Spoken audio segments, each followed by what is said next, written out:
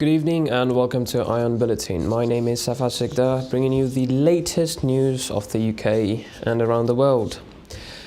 The Chancellor has unveiled increased support for jobs and workers hit by COVID restrictions after growing clamour from firms in Tier 2 areas.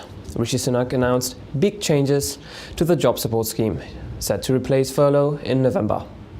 He told the Commons that even businesses not forced to shut were facing profound economic uncertainty. Under the revised scheme, employers will pay 20% and staff can work fewer hours before they qualify.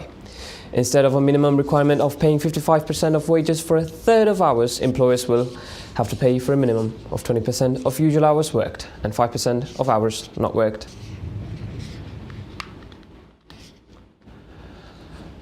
Students have been left feeling threatened and unsafe after a LGBT University Association Zoom meeting was hijacked by more than 15 people shouting homophobic slurs.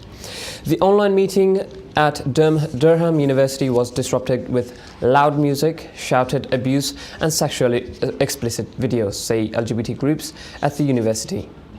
The event was for new students who are already facing COVID restrictions.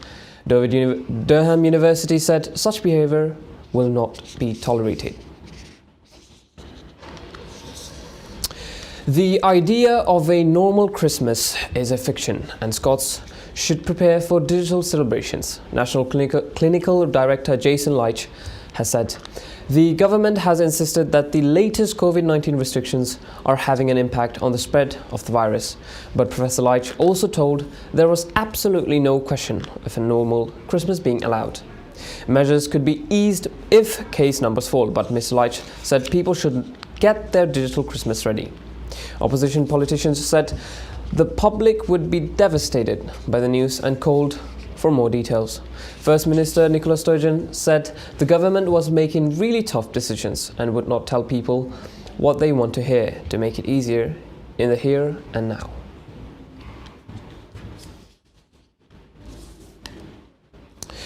US national security officials say Iran was responsible for sending threatening emails to Democratic voters ahead of next month's presidential election.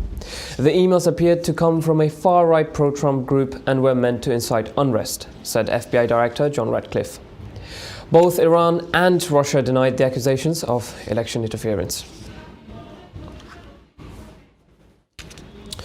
US sex offender Jeffrey Epstein's former girlfriend, Ghislaine Maxwell, said she never witnessed inappropriate underage activities by him, according to transcripts of a 2016 deposition. The deposition was made in a now settled civil defamation lawsuit brought by one of the late financier's accusers, Virginia Giuffre. Ms. Maxwell had long fought to keep the testimony secret. However, she will go on a trial in a criminal case next year and has pleaded not guilty. She is accused of helping Epstein traffic and sexually abuse underage girls and of perjury for having denied involvement in such scheme when she gave her deposition under oath.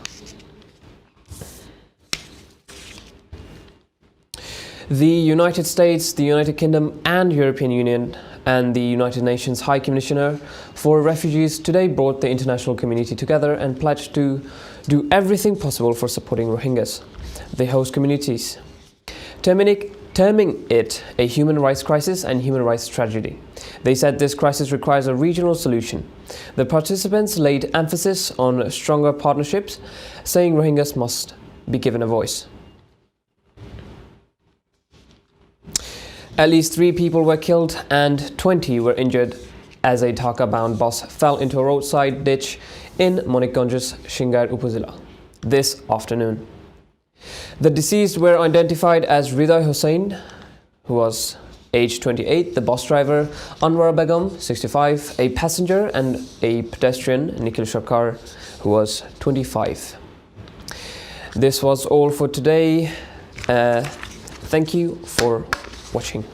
Have a great day.